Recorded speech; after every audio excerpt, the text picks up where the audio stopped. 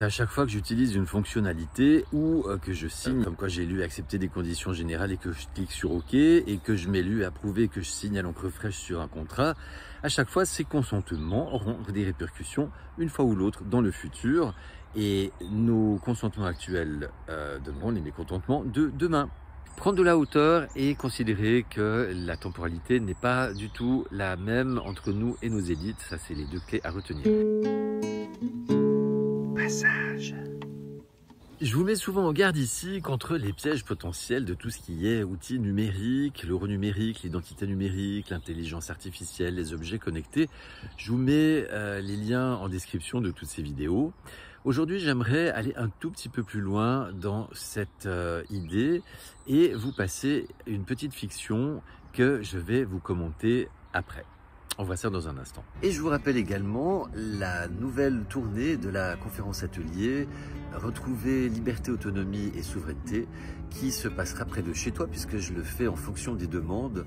Et donc, je t'invite à me contacter. Je te mets toutes les informations en description. Pour bénéficier de l'ensemble de mon message, restez bien jusqu'à la fin de la vidéo. Et si elle vous aura semblé pertinente, merci de la partager, de la commenter et de vous abonner à la chaîne. Vous pouvez également soutenir la chaîne et mon travail avec une cagnotte dont le lien est en description.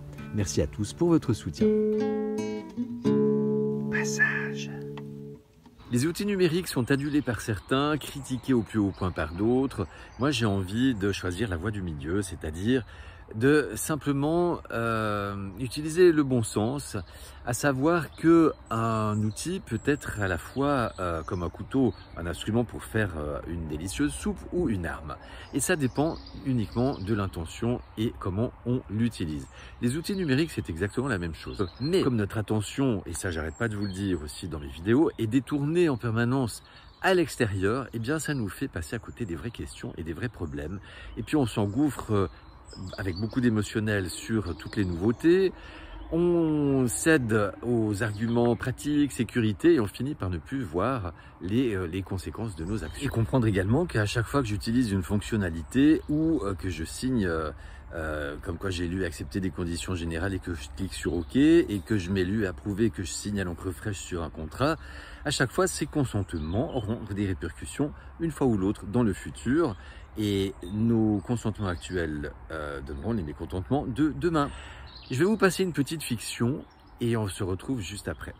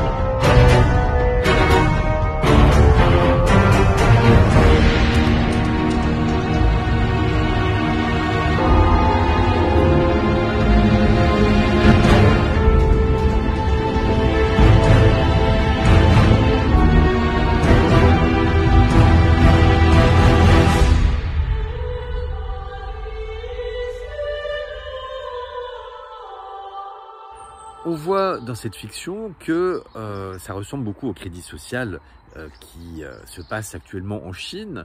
Beaucoup pensent être à l'abri ici en France, dans l'Union européenne. Mais en fait, eh bien, quand on y regarde de plus près, les outils techniquement sont déjà pratiquement tous au point.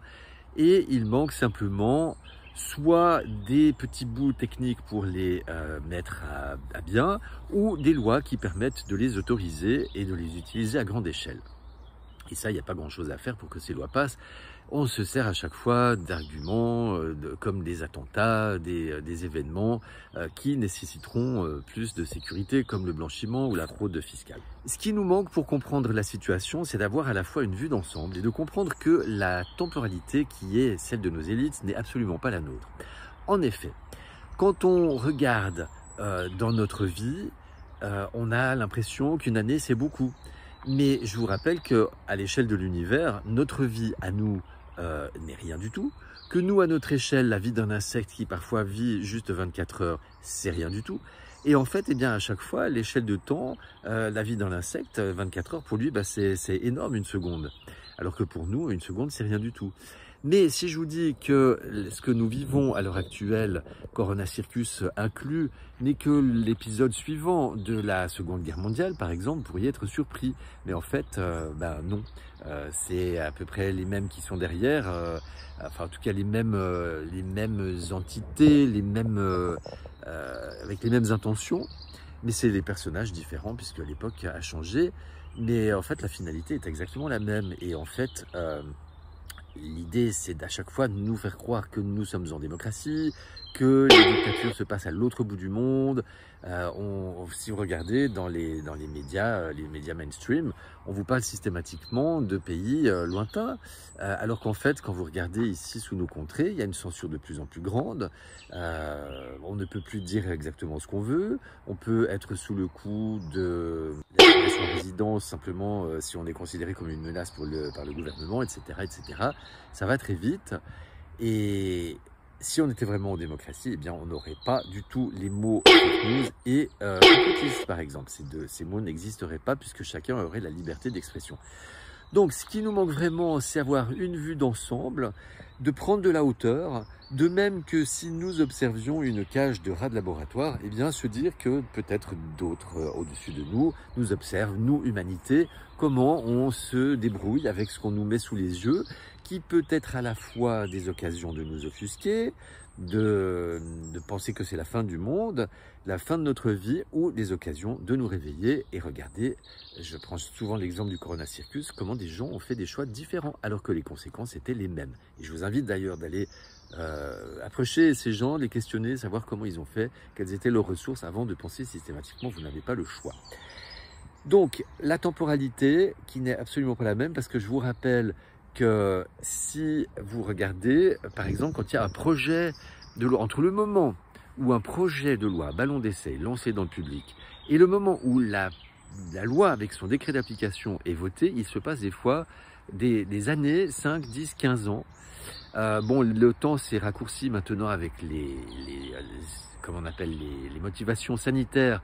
On a eu un délai qui s'est beaucoup raccourci, mais en général, là par exemple, il y a un projet de loi pour éventuellement nous interdire d'utiliser des poêles à bois, notre eau de pluie, etc.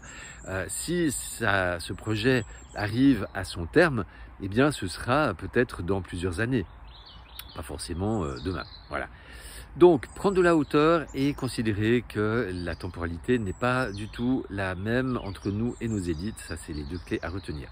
Ce sont des choses que nous allons aborder lors de la conférence atelier itinérante dans toute la France. Tu peux me contacter à lespetitspassage@protonmail.com. Et puis également dans les différentes playlists, comprendre le monde, se comprendre soi, et la rubrique indispensable également que je t'invite à aller regarder. Tu auras une sélection des vidéos les plus importantes, et puis également sur Odyssée, où là sont diffusés les sujets qui sont les plus sensibles, qui ne passent pas ici sur YouTube. Si cette vidéo vous aura semblé pertinente, merci de la partager, de laisser des commentaires, des j'aime et de vous abonner à la chaîne. À tout bientôt, prenez soin de vous, je vous aime. Les petits passages.